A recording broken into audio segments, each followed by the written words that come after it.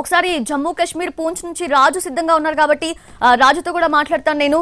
రాజు, అంటే మనం చూస్తున్నాము లార్డ్ విష్ణు చేతిలో సుదర్శన చక్ర ఎంతటి పవర్ఫుల్, సో అంతే పవర్ఫుల్, అంతే ఎక్స్ట్రీమ్లీ స్ట్రాంగ్ అయిన S-400 సుదర్శన చక్ర మన భారత్ చేతిలో ఉంది. అయినా సరే అంటే ఎక్కడికక్కడ ఎంత స్ట్రాంగ్ డిఫెన్స్ తో మనం ఎంత ధీటుగా ఎదుర్కొంటున్నా పాక్ మాత్రం వెనక్కి తగ్గట్లేదు. హెవీ మోటార్ షెల్లింగ్ అలాగే ఆర్టిలరీ షెల్లింగ్ అన్నిటికీ కూడా దిగుతోంది. పూంచ్ అయితే ఎస్పెషల్లీ ఎంత సెన్సిటివ్, అసలు అక్కడ మాస్ ఇవాక్యుయేషన్ కూడా చూస్తూ ఉన్నాం మనం. సో కరెంట్ సిచ్యువేషన్ అక్కడ ఎలా ఉంది పూంచ్ లో రాజు? ఎస్ సౌజన్య, నిజంగా అంటే పాకిస్తాన్కి సంబంధించినటువంటి ఆర్మీ మన దేశ సాయుధ బలగాలతో పోరాటం చేయలేక సాధారణ ప్రజలను టార్గెట్ చేస్తుందనడానికి ఈ పూంచ్ ఒకటే నిదర్శనం అని చెప్పుకోవచ్చు. అంటే వాళ్ళు ఎత్తైనటువంటి కొండల మీద ఉన్నారు.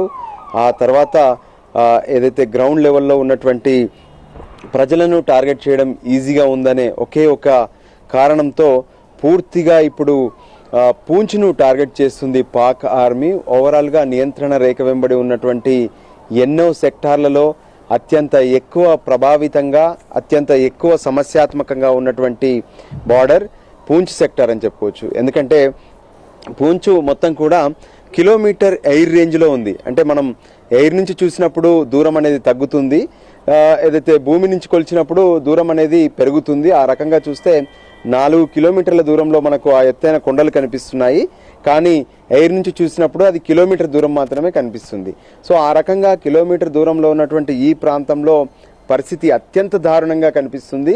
ఎందుకంటే నిన్న రాత్రి ఏదైతే పూంచ్లో జరిగినటువంటి దుర్ఘటనలు మాత్రం ఎవరూ మర్చిపోలేదని చెప్పుకోవచ్చు. ఎప్పుడైతే ఆపరేషన్ సింధూర్ స్టార్ట్ చేశారో ఆ తర్వాత మొట్టమొదట భారత పౌరులను టార్గెట్ చేసినటువంటి సెక్టార్ ఏదైనా ఉందా అంటే అది పూంచ్ అని చెప్పుకోవచ్చు. పూంచ్లో మొదటి రోజు అంటే ఆపరేషన్ సింధూర్ అమలు చేసిన రోజు అక్కడ ఏదైతే 9 ఉగ్ర స్థావరాల మీద దాడి చేసిన తర్వాత అటు పాక్ ఆర్మీ పూంచ్లో ఉన్నటువంటి ప్రజలను టార్గెట్ చేసింది. 16 మందిని పొట్టన పెట్టుకుంది.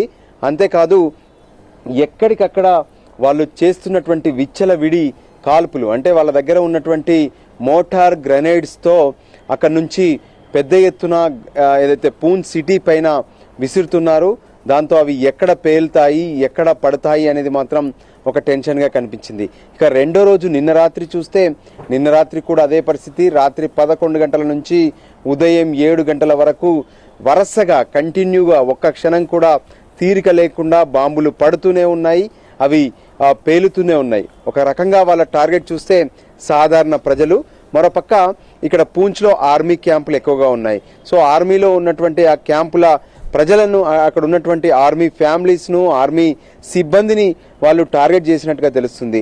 ఇంకోవైపు చూస్తే షెల్లింగ్తో ఇప్పటికే ప్రజలంతా గజగజ వణికిపోతున్నారు, వాళ్ళంతా కదిలి వెళ్ళిపోతున్నారు. మనం ఉదయం గ్రౌండ్ జీరో నుంచి ఏ విధంగానైతే మనం ఇచ్చినటువంటి రిపోర్ట్లో మనం చూసామో అక్కడ ఉన్నటువంటి ప్రజలను నేరుగా అక్కడ ఉన్నటువంటి ఆర్మీ, జమ్మూ కాశ్మీర్ పోలీస్ తమ వాహనాల్లో ఎక్కించుకొని సైతం జమ్మూకు తరలిస్తున్నారు. సో ఇటువంటి పరిస్థితి పూంచ్లో ఉంది, అత్యంత దారుణంగా ఉంది.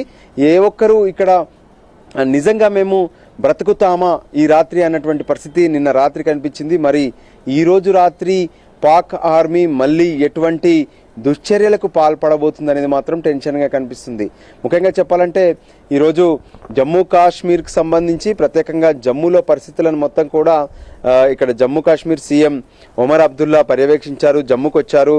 ఎవరైతే ఇక్కడ పూంచ్లో ఉన్నటువంటి కుటుంబాలు అక్కడ దాడి జరిగినప్పుడు క్షతగాత్రులయ్యారో వాళ్ళందరినీ జమ్మూలో ఉన్నటువంటి ఆసుపత్రిలో చేర్చారు. వాళ్ళందరితో కూడా ఆయన మాట్లాడారు. ఇటువంటి చర్యలు జరగడం సరైంది కాదు, పాకిస్తాన్కు భారత్ సరైనటువంటి రీతిలో బుద్ధి చెప్తామంటున్నారు.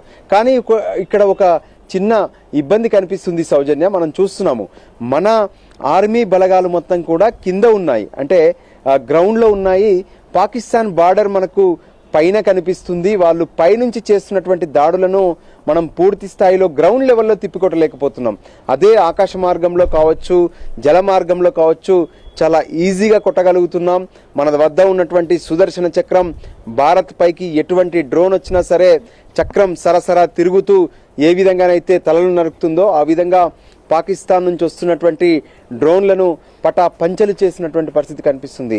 కానీ అందుకే పాక్ ఆర్మీ కొన్ని లొకేషన్స్ను డిసైడ్ అయింది. అందులో పూంచ్, దాంతోపాటు ఏదైతే ఊర్మి, మరోవైపు ఇతర కొన్ని సెక్టార్లు ఉన్నాయి. ఊరి సెక్టార్తో పాటు మరికొన్ని సెక్టార్లు ఉన్నాయి. అక్కడ పాకిస్తాన్కు సంబంధించినటువంటి ఎల్ఓసి వద్ద వాళ్ళ బార్డర్ చాలా దగ్గరగా ఉంది. సో అందుకే వాళ్ళంతా కూడా తమ టార్గెట్ను సాధారణ ప్రజలపై పెడుతున్నారు. ఎక్కడైతే ఇప్పటి వరకు వాళ్ళు అనుకుంటున్నట్లుగా, వాళ్ళు చెప్తున్నట్లుగా ఏదైతే సాధారణ ప్రజలను మనం ఏ రోజు కూడా, అంటే భారత్ ఎప్పుడు కూడా ఇప్పటి వరకు పాక్లో ఉన్నటువంటి సాధారణ ప్రజలను టార్గెట్ చేయలేదు. అంతేకాదు, ఏదైతే ఉగ్రవాద శిబిరాలపైనే దాడి చేశామో మేము సీజ్ ఫైర్ ఉల్లంఘనను ఎప్పుడు కూడా ఉల్లంఘించలేదని చెప్పి భారత్ చెప్తుంది. మరోవైపు పాకిస్తాన్ నుంచి కాల్పులు మొదలయ్యాకే భారత్ ఇప్పుడు కాల్పులు మొదలు పెడుతున్నటువంటి పరిస్థితి ఉంది. వీటన్నిటి నేపథ్యంలో నిన్న రాత్రి ఏ విధంగానైతే గడిచిందో, మరి ఈ రోజు రాత్రి పూంచ్లో ఎలా ఉంటుంది ఏంటి అనే దానిపైన ప్రతి ఒక్కరూ టెన్షన్ పడుతున్నారు. దాదాపు సగానికి పైగా ఇక్కడ ఉన్నటువంటి ప్రజలందరూ కూడా తమ తమ ఇళ్లను వదిలిపెట్టి ప్రాణాలను అరచేతిలో పెట్టుకొని సురక్షిత ప్రాంతాలకు వెళ్ళిపోయారు. Soujanya, exactly Raju, as you said, అంటే నోరు తెరిస్తే అబద్ధం, మాట చెప్తే అబద్ధం. పాకిస్తాన్ ఫస్ట్ నుంచి కూడా మనం చూస్తున్నాము. సో మనం అసలు పాకిస్తాన్ లాగా అక్కడ నగరాలని, ప్రజల్ని, అలా ఉన్న ప్రతి ప్లేస్ ని టార్గెట్ చేస్తే అసలు పాకిస్తాన్ ఉంటుందా? డెఫినెట్లీ ఉండదు. So yes Raju, you stay on line. నేను